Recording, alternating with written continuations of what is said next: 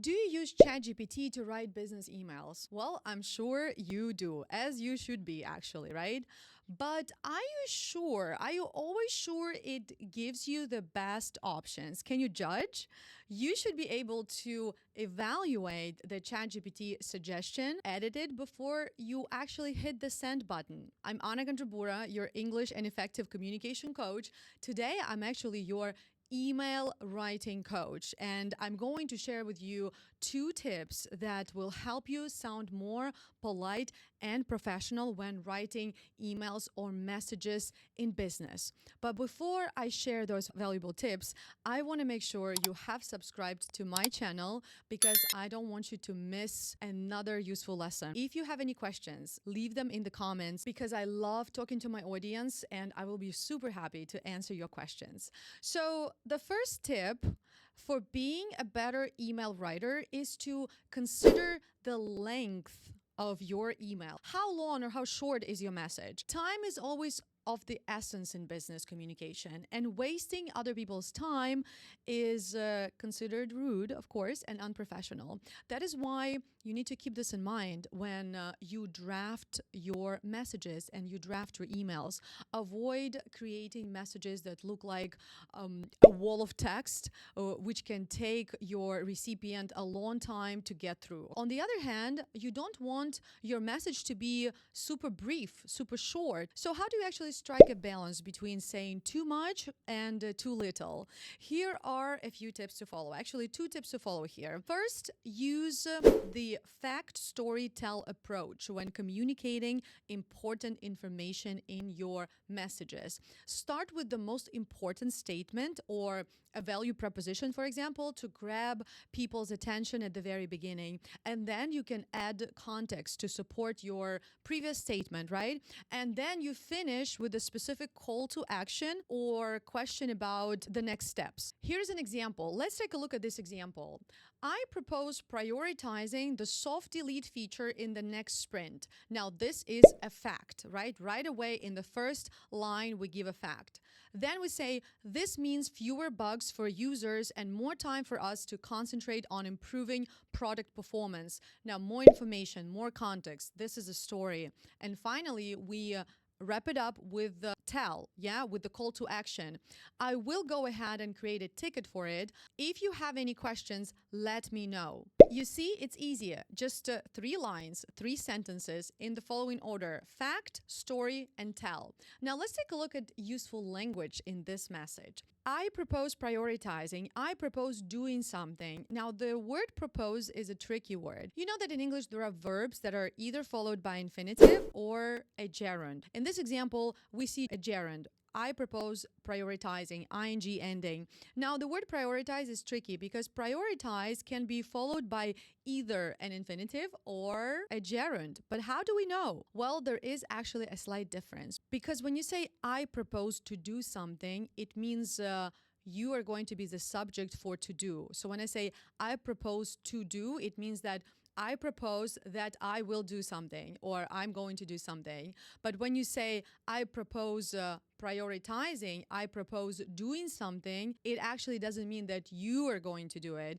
You are proposing, but the subject of to do might be anyone, right? So when you say I propose prioritizing, it may be I propose that we prioritize, like the whole team prioritizes. So that's the difference. Concentrate on improving.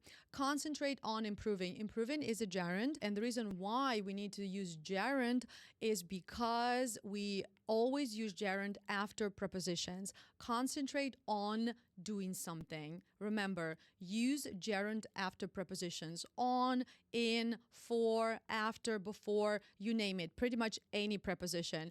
Concentrate on improving. That's why we say look forward to hearing from you. Look forward to doing something because to is a preposition. Also, I have a question. Let me know if you want me to record a video for you on gerunds versus infinitives. I'll be happy to, but I want to know if you really need it. So let me know in the comments if you would like a video on how to use gerunds versus how to use infinitives. This message is short, but it is full of surprises. There are 2 phrases that I want you to highlight in this message. I will go ahead and create a ticket. I will go ahead. In other words, I'm going to. Now, this phrase is very popular among native English speakers. Use this phrase when you want to say, I'm going to do something. I will go ahead and create. I will go ahead and send you an update. I will go ahead and do something. And another useful phrase is let me know. I have talked about this phrase already in my previous videos where I talked about how to sound more polite in English. Let me know is a polite way of saying tell me. Now, stop saying tell me because it's an imperative and it sounds a little bit rude, but let me know what you think is a good phrase. Another tip for making sure your email or your message is not too long and not too short is to use bullets. Use bullet points to structure information and reduce unnecessary phrases. Now, this is another way how you can avoid giving too much or too little information. Avoid introductory, essay-like phrases to begin with. In order to, last but not least, don't use them. Be sure not to repeat the same ideas, the same phrases multiple times in one message, in the same message. Remember that bullet points are your best friends because they will help you structure your writing, structure your piece of writing better. Now, let me give you an example. So the bad example is when you say something like, hey team, just wanted to share a quick recap of my QA work in the last sprint. I handled a bunch of new test cases covering functionality, integration, and regression. I also did some exploratory testing to catch things not covered in the cases. During the whole sprint, I worked closely with the developers to fix API issues. We identified and fixed 5 of them. The goal was to boost overall software quality. Last but not least, I automated some repetitive tests, which will make future testing smoother. You see, this email sounds like it's an essay, right? So you see the style.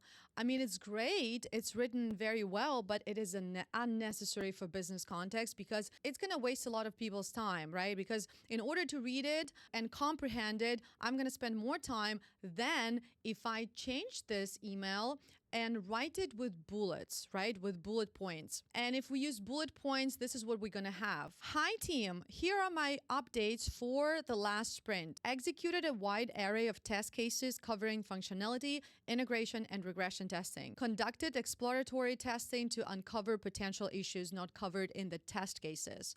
Collaborated with the development team to address 5 API issues, used various testing tools and frameworks to automate repetitive test cases, streamlined the test process to increase the efficiency of future testing cycles. As you can tell, it is much easier for me to understand what the person is trying to say because it's very easy to read it. To summarize it, the fact storytell approach and using bullet points will definitely make it easier for you to control the length of your message, right? So you're not going to be sharing too much or too little information. Another thing that will help you write better messages and emails is to always say thank you when writing your message. English speaking culture is all about politeness, so you have to say thank you as often as you can. Literally, there can never be too many thank yous in your messages, spoken or written. Let's take a look at my example. Hi team, I can't make it to our team meeting. Something urgent came up and it needs my attention. Please record the meeting and share the recording with me. What do you think? Is this a good message? Let me know in the comments. But I'm going to tell you that this message is sort of okay, but it's not great. It's not great because it can be more polite and more friendly. Hi team, I can't make it to our team meeting. Something urgent came up and it needs my attention. Could you record the meeting and share the recording with me? I would really appreciate it. Thanks. Okay, so you see, I only changed one part, like one sentence here, but it means a lot because this example is much better because it avoids imperatives. I use thank you twice in this message. I actually have a video where I talked about how to sound more polite in English by avoiding using imperatives. You should watch it. So instead of saying please record it, even though you say please, it doesn't make this expression more polite because it's an imperative. please record it. Instead, if you want to sound more polite, when you make a request, make it a question. Before we wrap up this video lesson, and I want you to remember that my videos are not just videos, they are lessons. They are video lessons. That's why I want you to subscribe to my channel so that you never miss your next video lesson. Okay, so let's go back to our revised message. I can't make it to our meeting. I can't make it to the meeting. It's a fixed expression. I want you to memorize it. Instead of saying, I can't come to the meeting, please say, I can't make it to the meeting. You will sound more advanced and more like a native English speaker. Something urgent came up. Again, it's a fixed phrase. I want you to memorize it as is. Something urgent came up. Use this phrase when you can't make it, you can't come to a meeting, for example, or you can't do something, and you say that you have an emergency, like an emergency situation. So you can say, something urgent came up. If you want to practice more, if you want to become a more effective communicator, I have a perfect course for you. It's called English for IT Communication, where I will teach you how to write better emails, speak in meetings, and how to sound more polite in English. I will share more information about this course in the description to this video. But if you have any questions, reach out to me anytime. All right, so that's all for today. Till the next time.